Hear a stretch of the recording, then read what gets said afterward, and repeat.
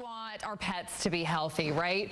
And we know that organic pet food can be really expensive. So why not make a healthy custom meal for your furry family member? You can do this at home. You can do it yourself. And Dr. Janice Elenbaas, she's with Lucky Dog Cuisine. She's here to show us how this is done this morning. And you've brought a few friends with you. These are our babies. Yes. Oh my gosh. My test kitchen right here. They are absolutely beautiful. Because the people at home are going to be curious. What kind of dogs are they? They are golden doodles, half golden retriever, half poodle.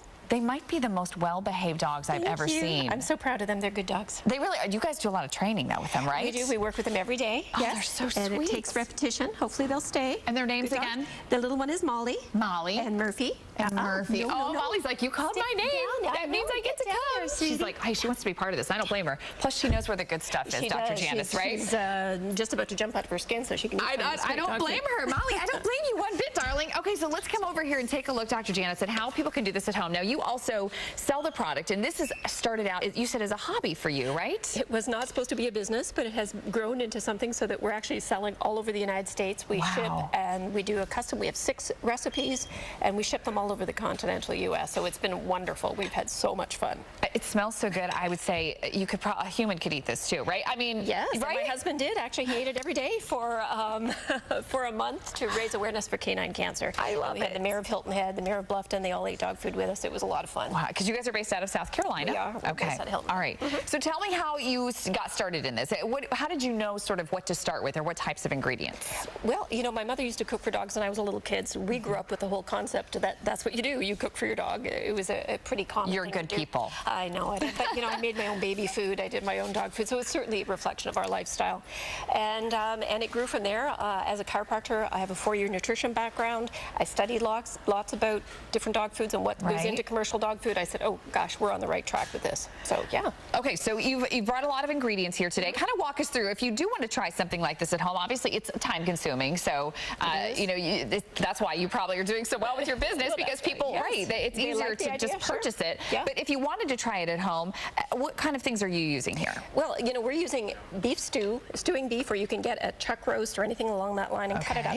Now, most people, that's the way it is for people, but it should be much, much smaller pieces if we're going to cook for our dogs, because dogs don't chew things. They actually enjoy their meals with their noses. They don't have as many They inhale. Let's be honest. And that's they inhale their food, right? And their whole jaws are meant to do that. I noticed you cut a lot of the fat off, too, when you did that. Well, that's just the way I am. But dogs, actually, you don't have to worry about it quite as much, because they don't get hardening of the arteries the way people do. But, but they're lucky. Dogs, I know it. But if you're looking at obesity, or if there's pancreatitis or anything where there's a fat sensitivity, then you'll want to cut the meat and cut off the fat. And we do have the recipe up on the screen for those of you at home who want to follow along here. Okay, what else do you put in there?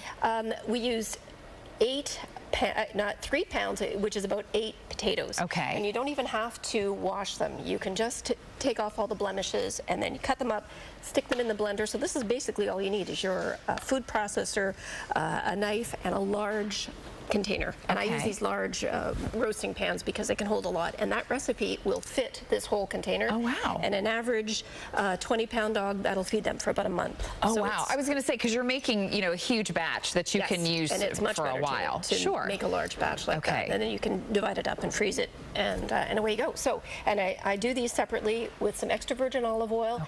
Olive oil is, again, wonderful. Extra virgin means that it's been not chemically processed. It's from the first press of the oil. Everything we're trying to do here is to increase the immune system, because nowadays 1 in 2 dogs is being diagnosed with cancer. There's more pancreatitis, diabetes, things like kidney and bladder stones. Because we're doing far too much dry food, all of this has wonderful immune system properties for antioxidants, for anti-inflammatories, and it's wonderful to help increase the immune system, especially with 1 in 2 dogs getting cancer. Great. Real quick, just if you could go through the other ingredients, and then we're going to tell people how to find you. This is going to be separate, so we're going to bake that separately. Everything else is just going to be lumped into this big pot. Really easy to do. Zucchini just needs to be grated. Again, doesn't have to be peeled, grated. Cut up your acorn squash, that needs to be peeled. Put this in. Cut up some green beans. Your carrots don't even have to be peeled. Again, in the food processor. Add some tomatoes, some tomato paste, and some beef broth. And again, you just have to mix it up. You don't have to be a great chef. And away you go. And you put it in, bake it for 2 hours. When it cools, put your yogurt in, a little bit of pumpkin, and your spices, oregano and basil.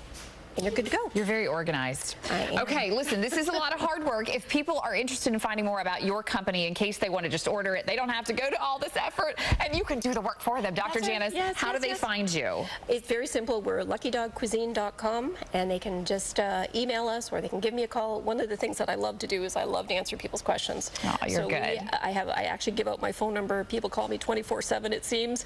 But, you know, I take this as a huge privilege to be able to feed someone's dog. So it becomes very personal. We get to know our clients. You're a good person. So. All right. So again, luckydogcuisine.com, right? Yes. Okay. Fabulous. Good stuff. That was great, you guys. Oh, and can we get a shot of the dogs again real quick? We got to say hi to the doggies before we go. You guys did great.